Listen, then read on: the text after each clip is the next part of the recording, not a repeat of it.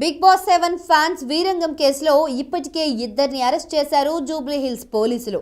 ఇక రైతు బిడ్డ బిగ్ బాస్ విన్నర్ పల్లవి ప్రశాంత్ ను అరెస్ట్ చేసే పనిలో ఉన్నారు పోలీసులు. ప్రస్తుతం ప్రశాంత్ పరారీలో ఉన్నట్లు తెలుస్తోంది. అజ్ఞాతంలోకి వెళ్లిన ప్రశాంత్ ఫోన్ కూడా స్విచ్ ఆఫ్ వస్తుండటంతో 3 బృందాలతో పోలీసులు గాలిస్తున్నారు. ఈ కేసులో ప్రశాంత్ ని A1 గా, అతని సోదరుడు మనోహర్ ను A2 గా, A3 గా ఫ్రెండ్ వినయ్ ని చేర్చారు.